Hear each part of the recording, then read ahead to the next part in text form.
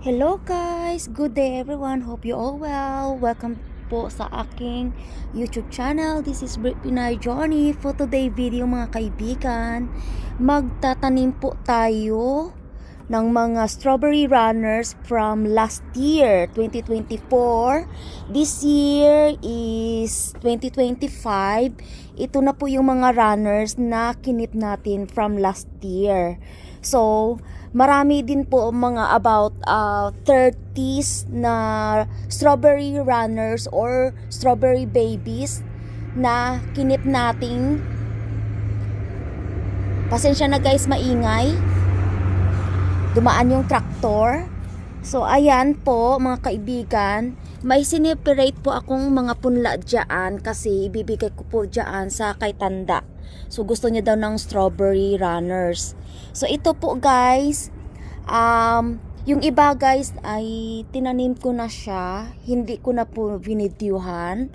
So, ipakita ko sa inyo guys yung mga tinanim ko po. Couple days ago. Ito na po yung paso na tinanim ko. So, bali mga 10 strawberry runners dyan. And then, ito po yung original strawberry plant pot or strawberry na tinanim ko last year. So, nagkaroon na po siya ng mga babies or runners. Ayan, ito na po yung kanyang mga punla. So, ayan, gagawin po nating more strawberry plants dito. So, mayroon po akong nagawa ditong hanging basket dito. Kasi, during the day, mga kaibigan, especially in the morning, more sunlight po yan siya dito. Pagdating ng mga 5, 6 o'clock, wala na po siya masyadong araw dito. So, ayan, nag-DIY lang po ako ng mga old plant pots ko from 3 years ago. Ayan. Nilagay ko po dyan. And then, may mga recycle compost tayo diyan mga kaibigan. Iyan po ang gagamitin ko po sa ating hanging basket para sa strawberry. And this one, pag-isipan ko po yan mga kaibigan kasi recycle din yan. May mga horse manure na dyan, mga recycle na tea bags, and also yung mga general waste from the kitchen like vegetable and mga fruits, ni-recycle ko po, ginawa ko pong compost. So, ayan po mga kaibigan, gagawin po natin yung ating strawberry runners. Maglalagay lang po ako ng compost dyan mga kaibigan.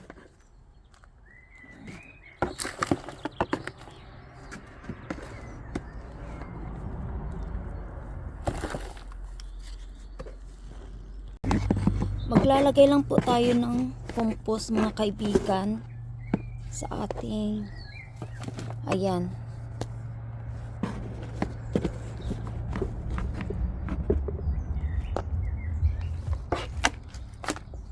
Ganyan lang po siya guys.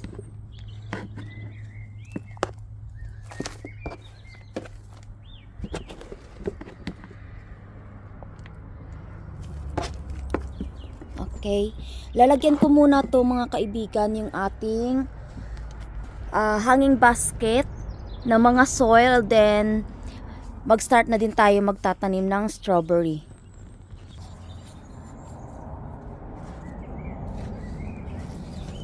Ganyan lang po guys pagtanim.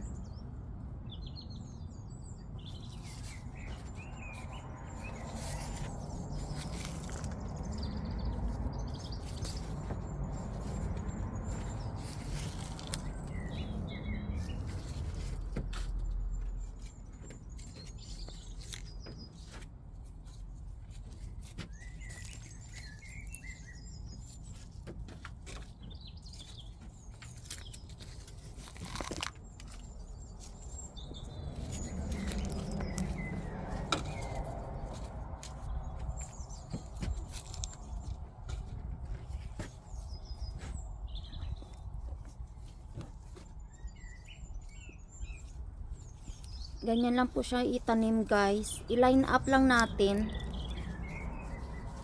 Ayan. Pinag-ano ko na siya po. Pinagdikit-dikit. Ayan. Tapos, kuberan lang natin ng soil. Ganyan lang po guys.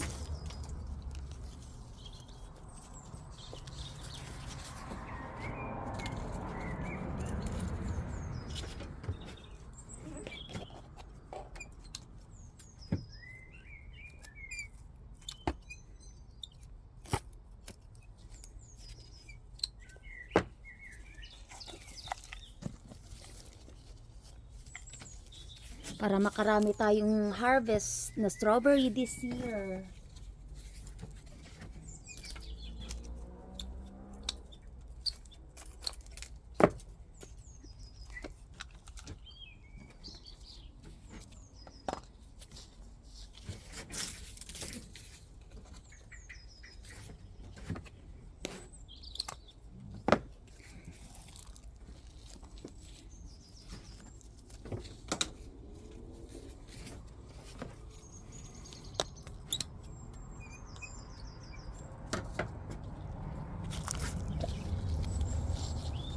Ganyan lang po guys.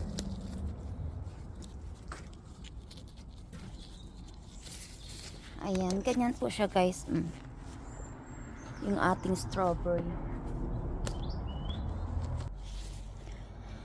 Ito na po yung ating strawberry. Ayan mga kaibigan, I managed to plant 3 of our hanging basket. Ayan. Mayroon po akong celery dyan mga kaibigan, tinanim ko na lang din dyan. So ayan po yung ating strawberry basket. So nag-refill na po ako ng soil dyan sa itaas. Ayan, dinito watering na lang. Tapos ito hindi ko pa nalagyan ng soil. So lalagay lang tayo ng soil dyan. Ayan.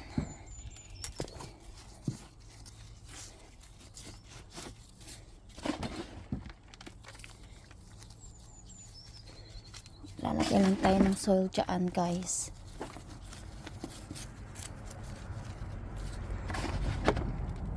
Yung strawberry mga kaibigan, they're easy to look after naman mga kaibigan. Ayan. Hopefully our strawberry will produce a lot of fruits this year. Ito po yung mga strawberry runners or strawberry babies. Ayan.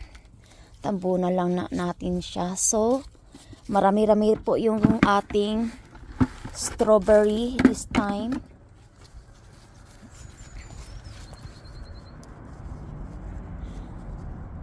Ayan. This is the new one, repotting natin ng mga strawberry runners babies. So, hopefully this year, dami nating harvest nito. Tapos ito po guys, gagawin ko yan, magtatanim ako dyan ng mga Asian vegetable. Ayan, pagkapangin ko po dyan, diyan. So ayan po guys, or cucumber. So let's see guys, no, kasi gusto nila kasi ng mainit na panahon. Kasi pag night time, nag-change yung temperature namin dito. So, kaya pinag-iisipan ko if I need to put it in conservatory or area or dito sa outdoor. So magdidilig na po tayo mga kaibigan. And then mayroon po akong natirang strawberry runners pa dyan. 10 pot po yan. Ibibigay ko po yan kay Tanda. So magdidilig na lang po tayo.